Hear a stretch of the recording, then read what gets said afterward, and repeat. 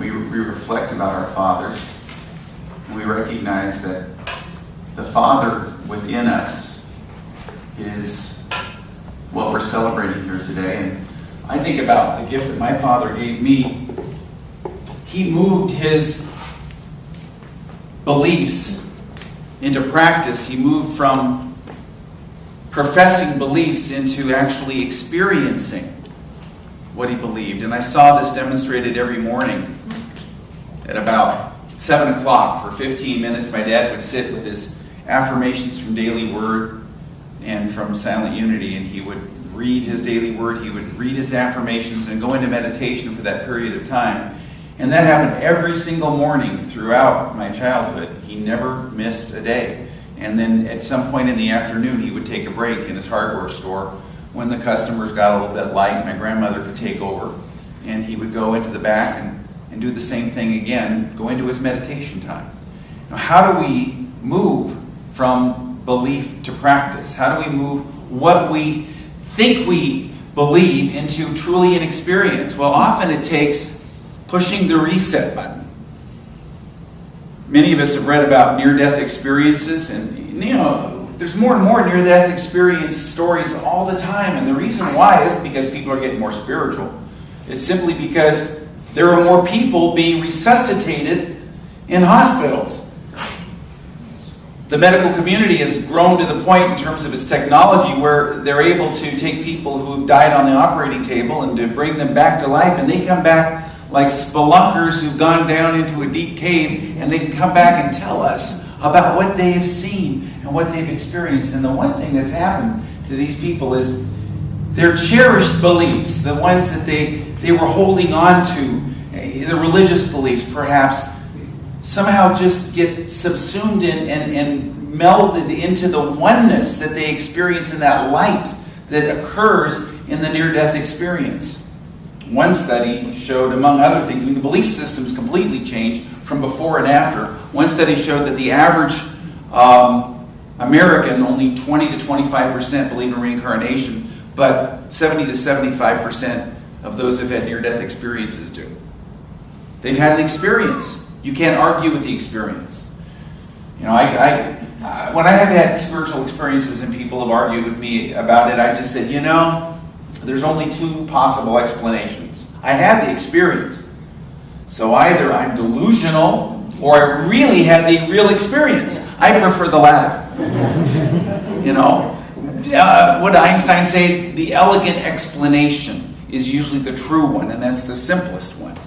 And so the simplest explanation is that these people are having real experiences. They are transformative, but they transcend their religious beliefs. Now, we'd love to have something in the outer world that we can hold on to and rely on, but the truth is the only thing we can rely on is our inner experience.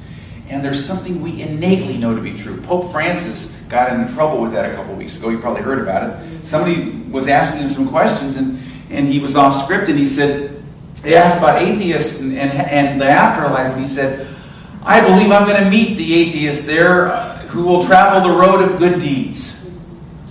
And later, the next day, the Vatican spokesman tried to say he didn't really believe that. He didn't really mean that, but he did, because he knows it's true, and he does believe that.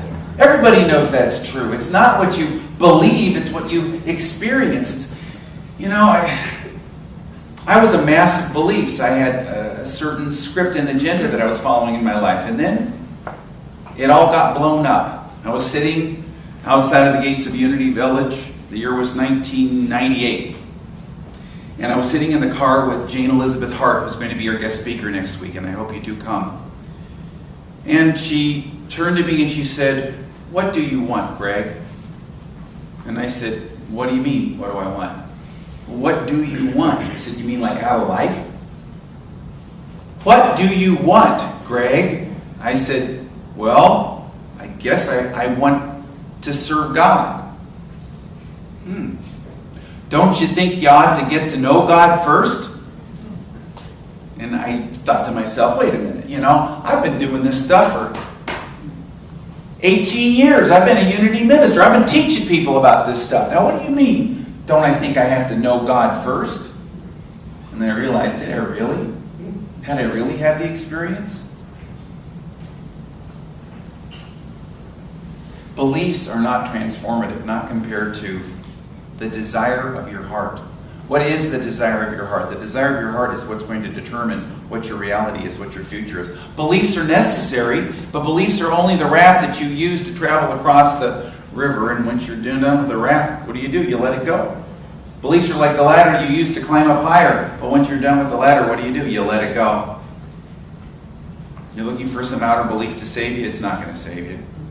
The only thing that is transformative is the desire of your heart that you put into practice. The desire of your heart that you put into practice. For some of us, it's going into recovery. It's a 12-step program. There's a crisis in our lives. There's a medical emergency. There's something that they go through. For the person with a near-death experience, they clinically die, and they experience this, and then they are resuscitated. What is it for you? You don't have to die on the operating table for this to take place. You can choose it right now by letting go of your cherished beliefs and opening up to a desire of something bigger, something greater, something that is unfamiliar and is consumed in the oneness. All of the beliefs that you have are consumed in the oneness of that experience itself. Jane Elizabeth Hart had this experience when she was a teenager. Her mother gave her a book called I Will Lift Up Mine Eyes by Glenn Clark, who was a Presbyterian minister who taught what we believe in unity. And he was a mystic. And in the book, he shared two practices which she operated from and adopted, and which made a difference in her life. And the first was, and I've shared this before, he said that if you affirm, I will to will the will of God 1,000 times, your life will never be the same. And she did, and it wasn't. The second was, he said, get out 7 checks from your checkbook and rip off the routing code, and then write 7 checks to the universe that you want to cash and what you truly desire. Not about dollars, but write down what you truly desire. What are your 7 greatest desires? Write them down. She wrote down 7 desires, all of them saying, I want to know you, God. Second check, I want to know you, God. It's the third check, I want to know you, God. Fourth check. She was coming from a place in her experience where she was raised in traditional Protestant Christianity. She had a very traditional background and a very traditional worldview. But what she really was craving was an experience. When she was a little girl, her grandmother would play the piano and sing In the Garden, and he walks with me and he talks with me. And she, at 4 years old, turned to her grandmother and says, God's going to talk to me. Walk with me and talk with me. And her grandmother said, sure he will, But as she got older, she still believed it, and they said, now look, those are just, it's a nice sentiment. You get a good feeling, but that doesn't really happen. No, God's going to talk to me. And she meant it. That was the desire of her heart. What is the desire of your heart? What is it that you want to activate and put into practice in your life? And it's really 2 things. One thing is what you desire, and then what you were willing to back up with your practices. My dad practiced every morning this meditation of using the affirmations, and every afternoon they're at work in the hardware store. And I believe it was that practice that made it so when he was on his deathbed and I was lying there with him and holding him in the bed, the last few days especially, but the last day most of all, he became more and more transparent. Have you ever seen somebody at the last stage of their life become transparent? You could see through the personality and the form into their soul. You could see through into something more profound. Why? Because he had been practicing. What is your practice? What are you willing to take from just simply believing about it, but putting it to work? And sometimes it's something very physical. Sometimes it's a physical act. I want to share an idea with you whose time has come. It came intuitively, and it's called the blessing of the homes. The blessing of the homes. It's simple. If you call and leave a message on my voicemail, and I'll set it up because it's summer and I got kids I got to drive around and do different things with, and we've got different other things going on. But we'll work it out so that I will go to your home and we'll all hold hands and pray about what we need to, and then put a blessing on the home. And that's it. It's putting it into action. Putting it in action. Simple things. What are the little simple things? What are the little simple things? Never underestimate. That's why we've got our outreach team. It's not about getting dog food to an animal shelter. It's about putting your faith into action, putting your profession into practice. That's the important thing. What is it that you can do? I once served a church that was involved in Habitat for Humanity. And one year, that church built 5 houses. And they had the founder of Habitat for Humanity, Millard Fuller, there as a speaker. And he came from a very traditional Baptist background, but he didn't care. He said, I'll tell you what my theology is. My theology is the theology of a hammer. He didn't care about differences of opinion. My dad was there on his deathbed and he was transparent and he had practiced and practiced and practiced all his life. He and I didn't agree at all about politics. He had all kinds of things. But in that moment of experience, there was oneness. The dean of the Anglican Church, William Inge, said back in the 1940s, faith begins as an experiment and ends up as an experience. Writing 7 checks to God, saying, I will to will the will of God, asking yourself, what is it I truly want? And getting in touch with that, the theology of a hammer, putting something into practice, making the faith formed, turning your beliefs into practice. What can you do?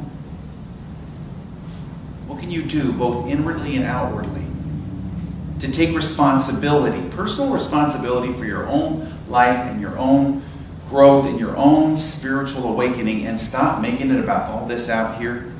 The Buddha was once quoted as saying, this life we live is like a burning plane filled with glass shards and hot coals. And so what we want to do to get across the plane is that we'll take leather and we unroll it and we try to pave the burning plane with the glass shards. How much better it is to take a little of that leather and put it on your feet in the form of shoes so you can walk across it. Taking responsibility, creating practices so that you can get through life. Not trying to change it all out here, trying to get everybody and get you and then get you and then get you and then get you and get you to change the way I want so I can feel comfortable, but rather do what I need to do within my own being, within my own soul, in order to grow out of that limited consciousness that wants to hold everybody hostage to my beliefs. Beliefs are not what's important. Experience, practice, these are the important things. Remember Jesus' brother? He said, what good is it if somebody claims to have faith but doesn't do works? What kind of faith can save him like that?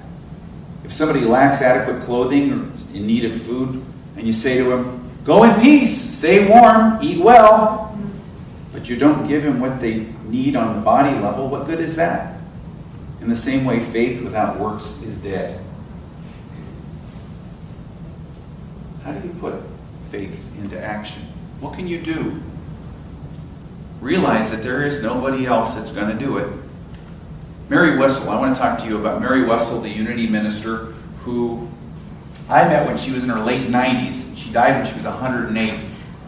But when she was in her late 90s, this is a little background, she lived across the road from Unity Village at the Presbyterian retirement community, John Knox Village. And she would come over every day and volunteer and be with people. And she'd been a Unity minister for many years. And there was a conflict going on, a conflict between 2 factions. And there was a lot of stuff going on. And both sides had really good arguments. And I know that because I was on both sides at different times. And isn't it like that? You know, you can come up with a real good argument and then another real good argument, and everybody had their position. Mary Wessel made an announcement before she got permission. She commandeered a room upstairs that nobody was using between 12 and 1 every day, between noon and 1. And she invited everybody, and they even made announcements, come on in and we're going to sit in silence. She wouldn't let anybody talk. She wouldn't let anybody discuss the problem. They just sat in silence and held the high watch and shined the light. Moving past their beliefs into their experience and their faith. And it was not an accident that it all worked out in such a way that if you talked to most of the people 5 years later, they would have said, what was the problem? What was going on? I don't know. I can hardly remember what the issues were. Well, Mary Wessel had an interesting story to tell, because after one of these meetings she shared it with me. She said that when she was very young, she had gone to Unity Village for a retreat. She was from Montana, and there were no Unity churches in Montana. She had learned about Unity from Daily Word. So she went to this retreat and had this great experience in meditation in the Peace Chapel, where she had this vision. And this visionary experience, she went to Charles Fillmore himself. He was still alive up in years. And she said to him, Mr. Fillmore, I had this vision of a Unity church in every major town in Montana, my home state. And there are no churches there. Could you send a teacher, a minister, to come and begin that process? And he said, well, who got the vision? She said, well, I did. He says, well, go and begin the process. Well, I don't have any training. Well, then go and get the training and then begin the process. And so she went, she got ordained, she went out into the field. She started 5 churches, which still exist to this day. And a few years after I met her, she moved back to Montana. And when she passed on, she was attending one of those churches at 108 years old. Put your faith into practice. The theology of a hammer. Push the reset button. That's what happens when people have a near-death experience. They move up into a consciousness that releases their old human limitations, or as Charles Fillmore called it, mortal beliefs. You know our opening meditation affirmation? Now erase my human limitations. I grew up with that in my church every Sunday, but that's a rewrite. Charles Fillmore's original words, which perhaps are considered a little too archaic, were, now erase my mortal beliefs. Those are the beliefs that you're holding on to that are mortal, meaning they're bound up in this life of physicality, understanding that there's something more. Now erase my mortal beliefs. And that's like pushing the reset button, saying, I want to start over. I want even my cherished beliefs. You know, they asked the Dalai Lama what had happened, because he was doing this whole dialogue with physicists, Western physicists and scientists. He would invite them to Dharamsala in India, where they have their community, and they would talk about spirituality and science. And some of the scientists were, skeptical about this whole experience. They were glad to do it in honor of the Dalai Lama, but they asked him, what about this? Sometimes science and religion don't agree. And he said, well, in those cases where it could be verifiably demonstrated to me that my beliefs are not scientifically true, I will go with the scientific truth. I'll let go of my belief. Even your religious beliefs? Yes, even my religious beliefs. Wow. Common sense, the language of the heart. Pope Francis talking about meeting the atheist who travels the road of good works. We know these things to be true. So where can you make a difference in your life? And Jesus talked about this. He said, you have to make an inner effort to take responsibility for your life. He said, you Pharisees, remember last week I talked about Pharisees simply meant separated ones. So he's talking to you and me when we separate ourselves from God in our minds. When we think we're separate somehow, above other people or different, separate them. And he said, you separated ones, you're so busy cleaning the outside of the cup that you forget that the inside needs to be cleaned as well. He says, sometimes you strain at gnats, but swallow camels whole. He had a sense of humor. What are your priorities? Where do you want to live your life from? How do you want to live your life? Where can you move your consciousness from just profession to true faith? Unity was founded based upon that. The great lights of Unity, the great leaders of Unity. Charles Fillmore, Unity's co-founder, had a dream when he was a miner, a silver miner in Colorado Springs and Pueblo, Colorado, many years before he ever moved to Kansas City and before he met Myrtle. And he wasn't at all religious.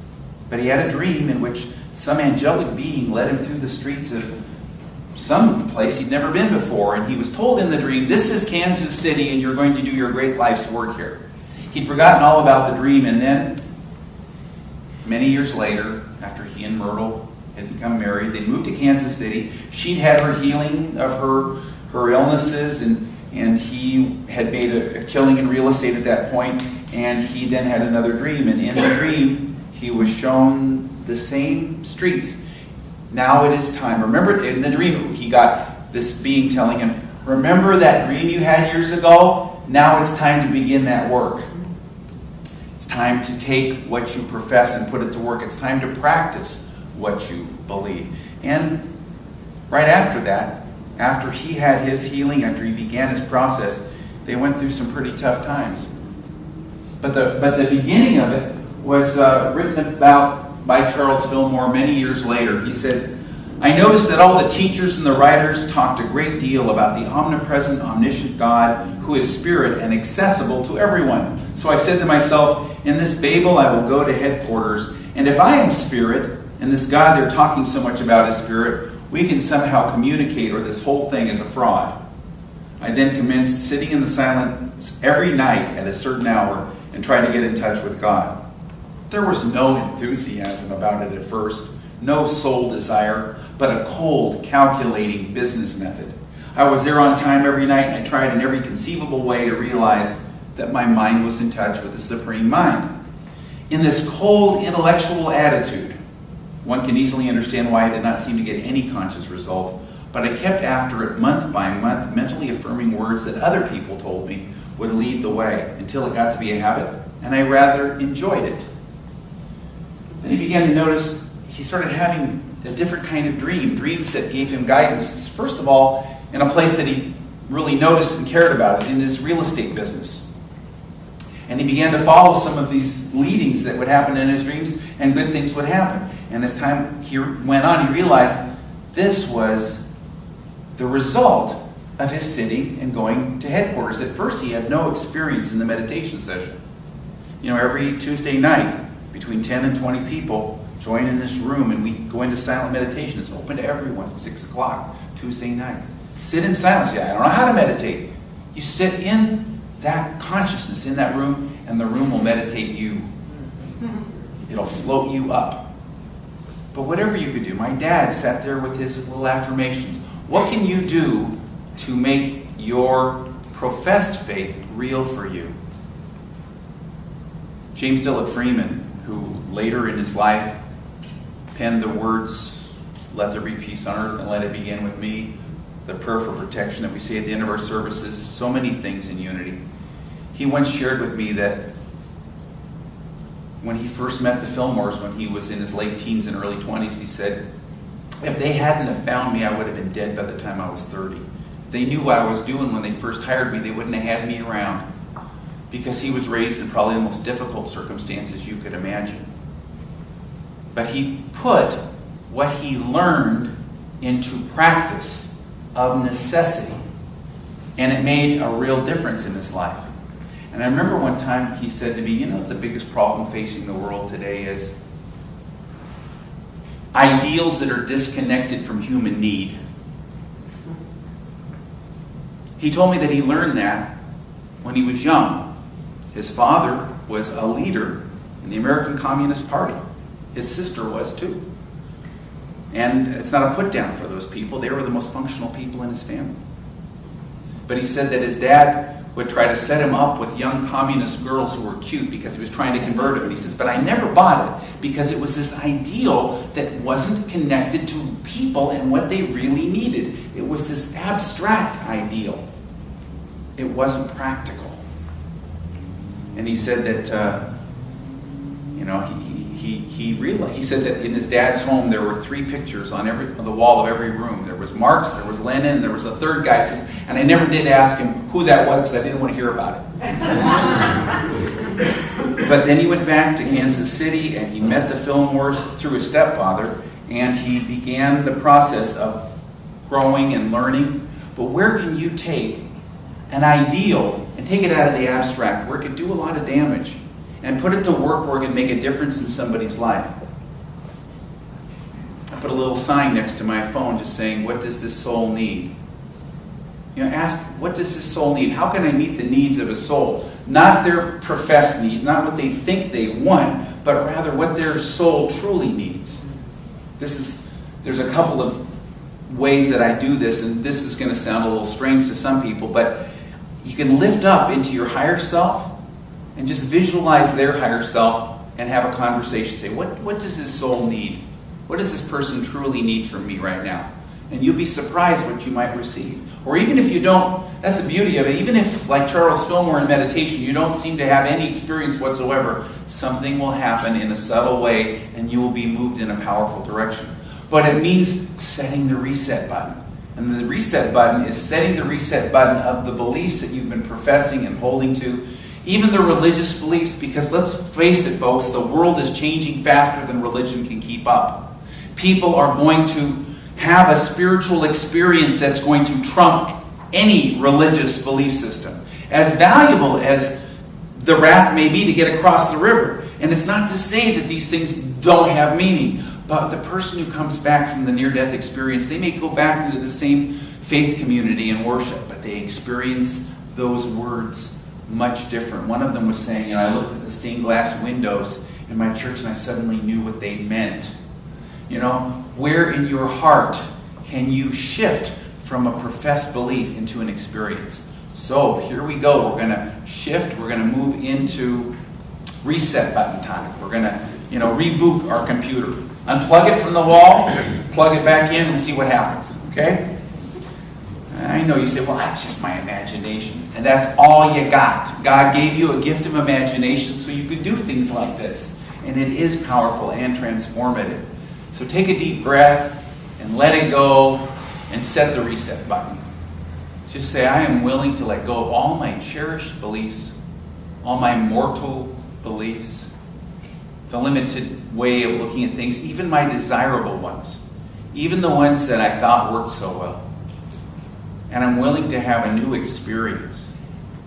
I'm willing for my faith to be an experiment in this moment that leads to an experience in my heart.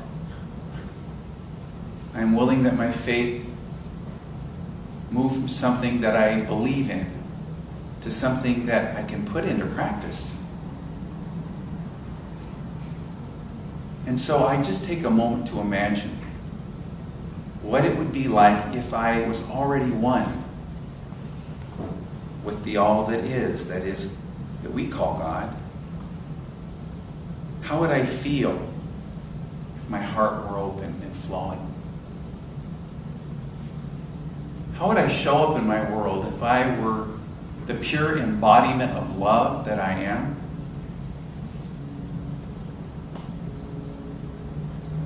How would I look at things and what would I think?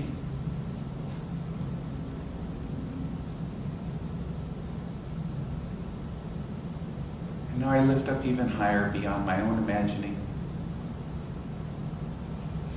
And I let go.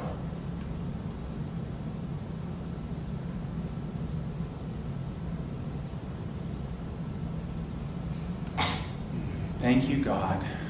Now erase my mortal beliefs, my human limitations, and from your pure substance of love, bring into manifestation my world according to your perfect law. So it is. And now take a deep breath and let it out, and press the reset button. Just let go of your assumptions, your beliefs, especially the cherished beliefs, the ones you thought worked so well, and just lift up into a place where there is a new possibility.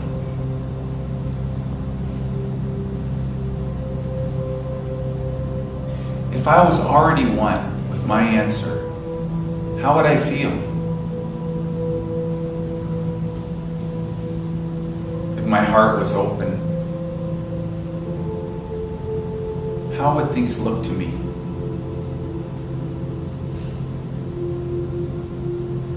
If I experienced my oneness,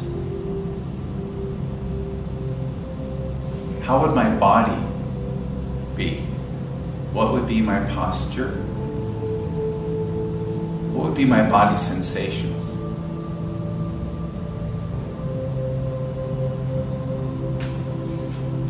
If I were already open and receptive, one with my good, with an open heart, how would life look to me? How would I show up? What would I think? How would I feel? What would be my experience?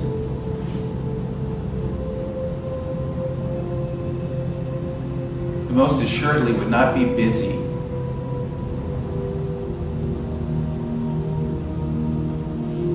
It would be surrendered, trusting, whole, free, perfect. This God-given gift of imagination, so far beyond our human beliefs, lifts us up into that realm of new possibility, where possibilities are endless, where we are infinite, where we are and express all the love of this universe.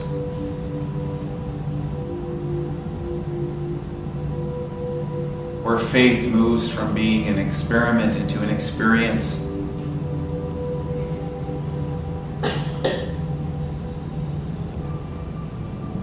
Where all is well.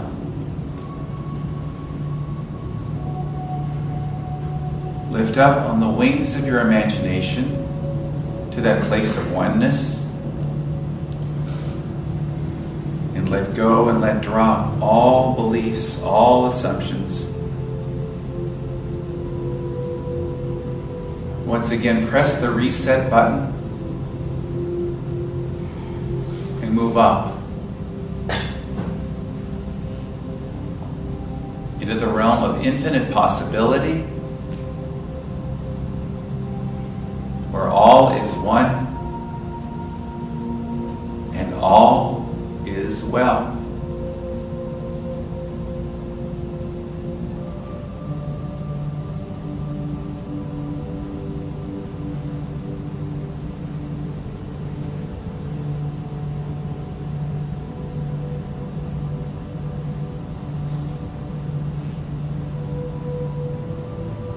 Unbind my heart. Release all human limitations, mortal beliefs.